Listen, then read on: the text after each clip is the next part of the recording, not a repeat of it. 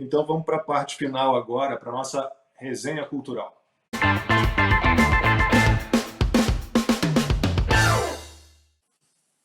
Ô Consta, eu vou começar por você, porque me disseram que você vai recomendar Karate Kid ou coisa desse tipo, é verdade? Segundo o Miyagi, um grande filósofo, seu Miyagi, né? Um grande filósofo, minha leitura na vida basicamente foi isso. Né? A filosofia toda minha foi obtida vendo Karate Kid com meu filho. Eu acho que nós temos para mostrar o presidente em exercício, que fez o L, que disse que o ladrão queria voltar à cena do crime, fez o L, e agora, vamos lá, solta. Lembrem-se sempre do ensinamento do mestre Miyagi em Karate Kid. A vida pode te derrubar, mas você decide quando é hora de levantar.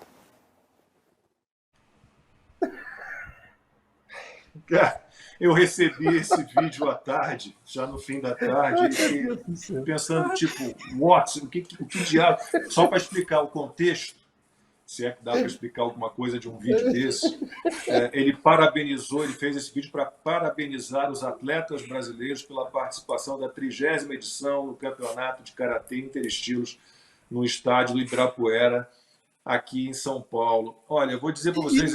E se eu não me engano, esse é gesto de Kung Fu, hein, Lacombe? Você é mais expert que eu em esporte. Mas me parece não, mas que Kung Fu não é a minha área, cara. Assim, eu sou faixa marrom de jiu-jitsu, adoro luta marcial, adoro luta. Olha, eu não sei o que eu não confesso que eu não sei o que é o pior, se o gesto ou você ter um ministro do esporte chamado Fufuca. Fufuca. Não, assim, eu ia dizer que a história do Karate Kid, aquela história de você aprender Karatê pintando cerca e polindo carro, é uma história estranha. Mas quem não lembra do seu Miyagi? O filme não é ruim. O filme não é ruim, o filme não é ruim, marcou uma época, teve sequências. Agora, nada se compara a este vídeo do Geraldo Alckmin. Né? Se você acha um monte de pontos estranhos, ridículos na série de filmes Karate Kid, né? Meu Deus, o que dizer? Este vídeo do Alckmin supera tudo que há de estranho. É muito constrangedor o que está acontecendo com o Brasil. A figura do Alckmin é embarrassing, né? Porque ele falou, o ladrão quer voltar à cena do crime. E ele está lá, né? Está lá junto, fazendo esse papelão. Mas posso falar sério, então? Falta um assessor. Falta um assessor para falar assim, não faça isso. Não faça isso. Falta um assessor, mas é um governo que só tem parasita, que fala sim, sim, sim. Não tem um assessor eficiente que fale vice-presidente, não. Don't do it. Vamos lá, Consta. Agora, para valer, resenha. Agora, para valer, não é Karate Kid. Eu quero recomendar 2 livros sobre Cuba, né? Já que a gente tem que olhar assim para onde o Lula está olhando e apontando. O primeiro é Armando Valladares Contra Toda a Esperança, um livro maravilhoso. Um cristão que ficou 22 anos no Gulag das Américas, nas prisões políticas de Fidel Castro. Eu quero ler um trecho rápido para vocês aqui. Era só chamar o comissário político e dizer que queria ir embora, para que tudo mudasse no mesmo instante. Mas isso significava rendição incondicional. No entanto, salvaria minha mãe, me salvaria, e tudo seria mais agradável. Mas depois, poderia escapar da minha consciência, do meu próprio juiz, do ser íntimo que me reprovaria sempre por ter agido de maneira contrária às minhas ideias e critérios, mesmo tendo sobrepujado pela dor e pela angústia. Olha, essa passagem me remeteu ao que postou hoje a nossa amiga e companheira aqui de programa várias vezes, juíza aposentada de forma coercitiva, Ludmila Lins Grilo. Ela disse assim, senhor Alexandre, ninguém vai me pautar. Ela está lançando a comunidade dela no Locals, que é onde eu tenho a minha comunidade também, rodrigoconstantino.locals.com, e ela diz o seguinte, eu não devo obediência a ninguém, eu respondo a um só, a ele. E o Armando Valladares encontrou força para resistir à tirania comunista em Deus, em Jesus Cristo. Então, é um livro muito bonito, comovente.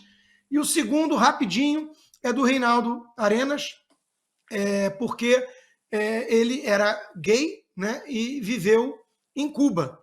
E a gente sabe o que acontece com essas minorias em regimes comunistas. Basta olhar para a Rússia, basta olhar para os amigos do Lula, para o Irã, agora que ele quer botar no BRICS, para a Venezuela, o que tem feito lá, perseguindo lá as saunas, o movimento LGBT. Então, essa turma fofa que acha que eu fiz o L, salvei a democracia e viva a LGBT. Eles não sabem o que é o comunismo. Então, eu recomendo o livro do Reinaldo Arenas e que virou filme com Javier Bardem. Acho que nós temos aí algumas imagens, virou filme, né? O Javier Bardem está no papel do próprio Reinaldo Arenas, né? Que fez o livro. Algumas passagens do livro me incomodam pelo grau de promiscuidade que ele defendia, mas, de novo, né, nós condenamos, eventualmente, se for o caso, a promiscuidade no campo da moral. Né? Vamos discutir ideias, vamos discutir valores. O regime comunista combatia isso no campo de trabalho forçado. Né? Então, também são relatos muito doloridos do próprio autor. Eu recomendo para quem acha que as minorias vão ter uma vida fácil num regime comunista. Baita ator, né? Muito bom. Grigolete, sua vez, a nossa resenha cultural. Assim, até aproveitando, né, essa semana aí, advocacia, esse judiciário maluco, essas coisas terríveis aí que a gente está vendo, deixar uma indicação que eu sei que tem bastante advogado assistindo aí, e para o pessoal também, né, para você que também não é advogado, se você quiser se inteirar melhor da situação, eu gostaria de indicar esse livro que é O Rumo à Juristocracia, As Origens e Consequências do Novo Constitucionalismo, do Han Hirsch. Esse livro é bem interessante, né? Primeiro, né, tem o prefácio, inclusive, da doutora Ludmila Lins Grillo, que é muito... que bacana! Muito bom.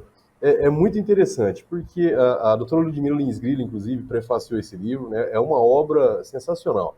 Ela faz uma espécie de análise de direito constitucional comparado, né? Comparando situações em regimes que adotaram esse tipo de prática, como está acontecendo no Brasil nesse momento, né?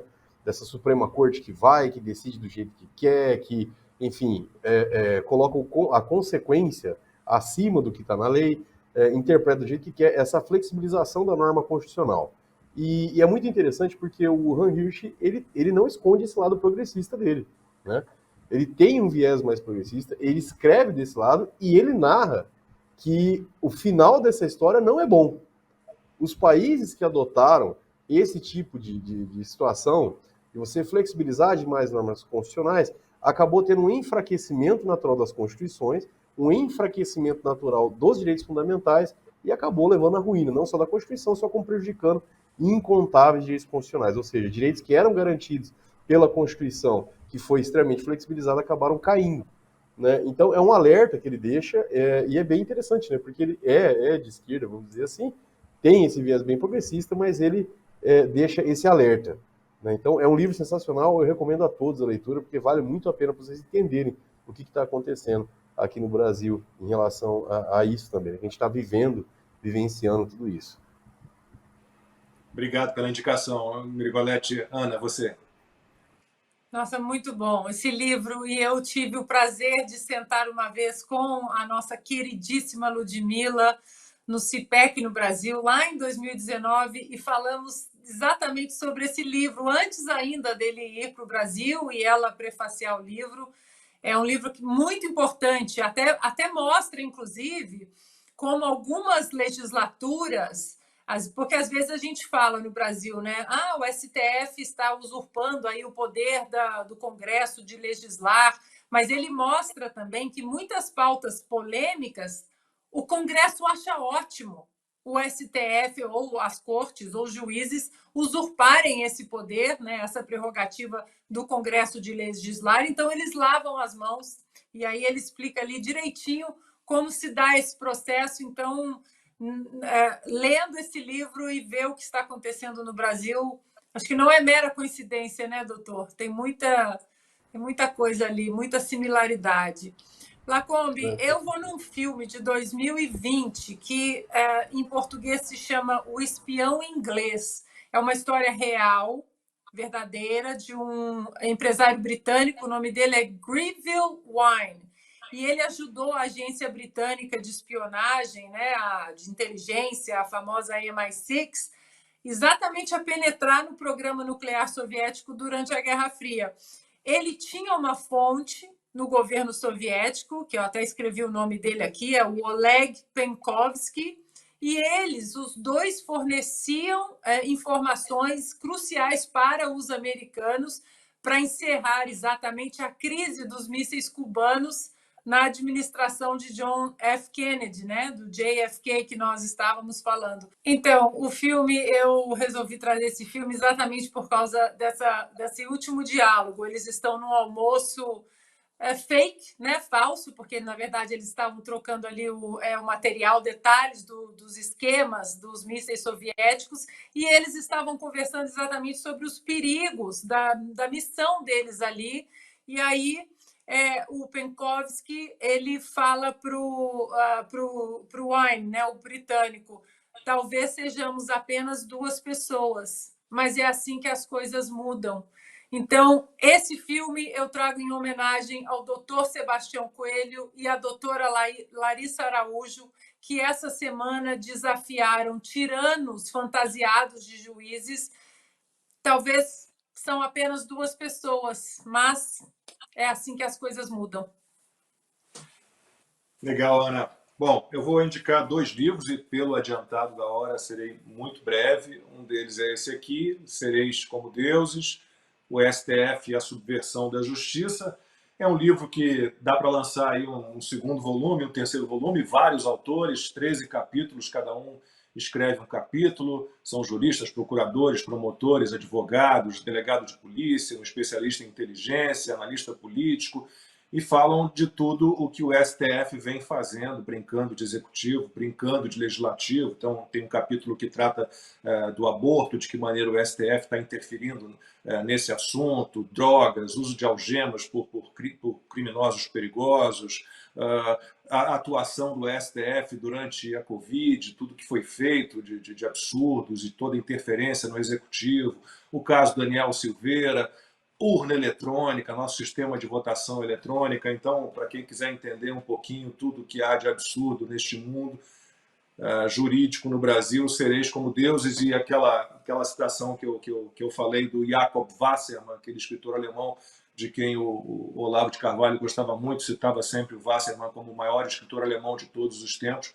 né, que a excelência de uma nação é proporcional à excelência de sua justiça, o que indica que nós vamos mal, né? E aí, para sempre tentando trazer indicações ligadas aos temas sobre os quais a gente fala ao longo do programa, o outro é esse aqui, eu acho até que já indiquei no programa, A Máquina de Matar, do Nicolás Marques, que é um argentino também, jornalista, escritor argentino, que conta a história verdadeira deste crápula, assassino sanguinário, psicopata, homofóbico, xenófobo, tudo que você puder achar de ruim numa pessoa cabia no Che Guevara. Então o livro desvenda, e inclusive não tem como rebater muito, porque o livro é construído basicamente sobre o que o próprio Che Guevara escreveu nos seus diários ao longo de toda a vida. Então era uma figura asquerosa, e o livro termina falando que o Che Guevara cometeu erros a vida inteira, foi um ingênuo, um bobo, né? E ele foi um péssimo rebelde, ele foi um péssimo presidente do Banco Nacional de Cuba, um péssimo ministro da indústria de Cuba, foi um guerrilheiro terrível, foi um desmiolado completo, só errou. E a última frase que ele diz quando ele é capturado na Bolívia também foi um grande erro. O autor brinca com isso, Nicolás Marques, porque ele diz, não atire, quando ele se entrega, não atire, eu sou Che Guevara, eu valho mais vivo do que morto. E na verdade não é nada disso. Ele morto, ele vale muito mais, porque infelizmente venderam essa figura asquerosa como um humanista, né? Um defensor da humanidade, da paz mundial, e era um crápula, um psicopata, um louco, mas que vende milhões e milhões e milhões e milhões de reais, de dólares, de todas as moedas que você puder imaginar, em produtos, em bottoms, em bandeiras, em camisetas, em boinas. Então, até nisso, o Che Guevara estava errado. Ele não valia mais vivo, ele vale muito mais morto. Um ser asqueroso, como disse, um psicopata, mas que está aí principalmente abraçado por uma juventude sem informação, ingênua, entregue a tudo que há de errado também como pensamento, infelizmente.